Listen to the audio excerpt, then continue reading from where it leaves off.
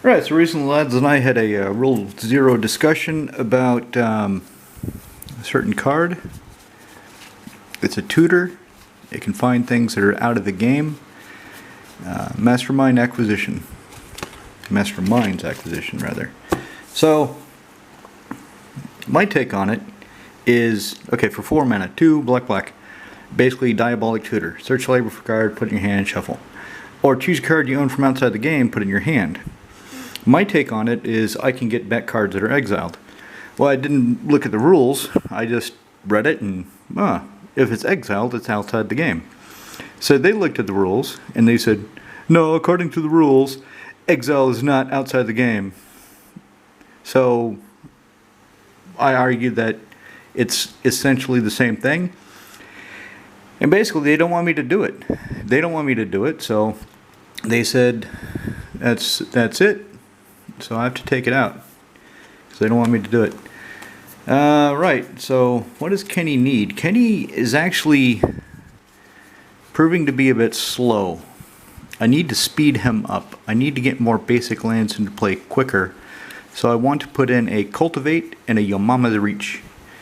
To do that, so lose Masterminds acquisition, I could put in a Rift Sweeper or Pull from Eternity in order to keep that effect, keep the effect of pulling something that's been exiled back. But I think I'll focus on speeding him up. And to do that, decided I'll pull out Dawn of Hope. Dawn of Hope, so it gives me blockers. If I have 4 mana, I can get a blocker. You know, a little 1/1 white soldier. Never gain life, I can pay 2. So with Kenny, if I spend 5, I gain 5 life when I draw a card. So it really works really well with him. But I think I might take that out. Let me set that to the side and see what else maybe I should take out. And also it takes away his white 2 CMC card and his black 4 CMC card. To remind you, the way I built Kenny is I took the 5 colors, black, blue, green, red, white, and I took a 1 CMC spell from each color, 2 CMC, 3, 4, 5, 6, all the way up to 6. So, for example, Visara is my black CMC 6 card. And at 6, I wanted some kind of big monster. I wanted something interesting, threatening. I wanted something that has an impact. Well, Visara definitely has an impact. And then to flesh out the deck, I took a 1 card from each allied color pair because I didn't have enough enemy color pair cards that were interesting. 5 mana rocks, and then I took an even number of other cards, like Drakaseth. He's greater than 6, so he's one of those cards.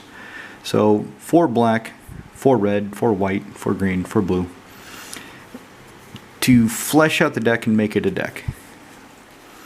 And then to round it out, a few things like Sword of Hearth and Home.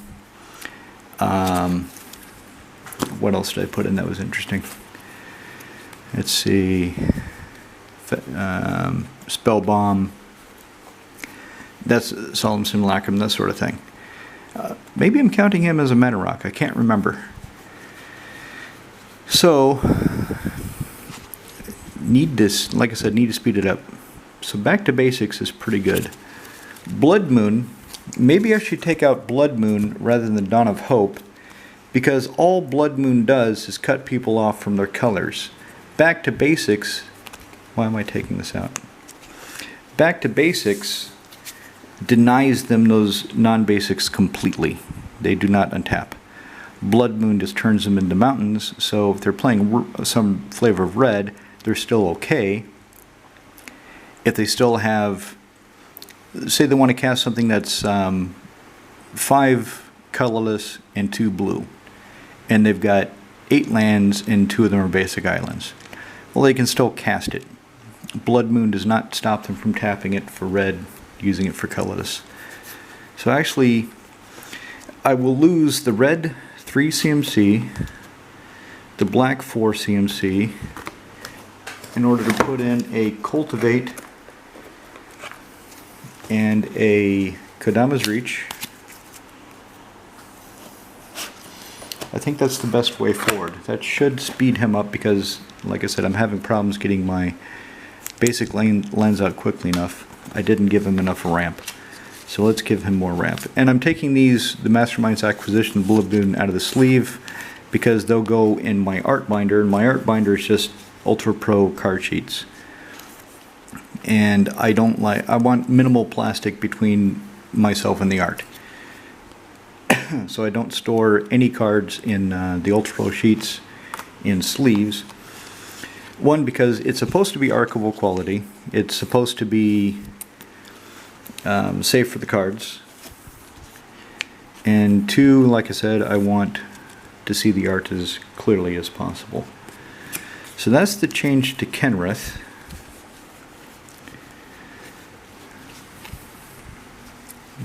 Hope it works.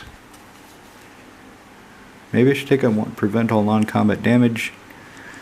How often does that really... Well, exile creature power 4 or greater. That's pretty damn good. Of course, once I utilize her, I don't have a way of getting her back. Maybe I should put her into the Brago rebuild and put something else in, something... For example, I've got Glorious Protector. So Glorious Protector, I can foretell her and then cast her for free basically later on in response to board wipe. So somebody board wipes, she flashes into play. I exile any number of non-angel creatures until she leaves play. So she comes into play, everybody else leaves, except Baneslayer Angel and Avacyn. But if Avacyn's out, I'm probably not worried about a goddamn board wipe, am I? So, pretty much Baneslayer Angel is the main creature that would lose to this sort of thing if she's in play. And then the board wipe hits, she goes away and all those creatures come back. There's also Guardian of Faith. Guardian of Faith is very, very similar. He costs white, 2 colorless. Or else it's 1 colorless and white. I can't remember if it's 4 or 3 offhand. He's a 3/3 flashy spirit. When he comes into play, he does the same thing, except they are suspended. He suspends them. So if there's any sort of counters or anything on them, those would stay when they come back. I chose Glorious Protector because of the exile and targeting, because I have a few cards in here that have come into play effects. Roxanne, Sun Titan, Bone Shredder, Thunder Dragon, that sort of thing. And when they come back from suspend, they're already in play. It's not suspend, it's phased out. When they phase out, I can suspend. When they phase out, they're still in play. They're just shifted out of the game. So when they return from phase, when they phase back in, they don't come into play as new objects and trigger come into play abilities. Other than that, Kenny's pretty damn good. He's a lot of fun. So, getting some ramp. Yeah, Solemnson Lackham, he has a E to B trigger. Bannander Engel. We've got Vorpal Sword. He doesn't have a come into play trigger. It refreshes the Glendolander Archmage, so if I've used her and she's got a persist counter, of course if I've got her in play, I would just counter the board wipe, wouldn't I? Not if it's going to hit my opponents harder than me. Not if I can protect my creatures and let my opponent's creatures take the hit, I'll do that. Oh yeah. Oh yeah, I forgot I had Archangel Thune here, so Glorious Protector doesn't protect her either. She says, all you angels, you're on your own, bitches. He's got a come into play ability. He doesn't, but he's pretty damn cool. It's only attack. I can pair him with something else. He doesn't. So I have a few her. She's got a great coming into play ability, and she's cheap. If you're playing blue-white, I highly recommend playing her. The protection from red, a lot of times it's relevant. She's 4/4, so she's got decent stats.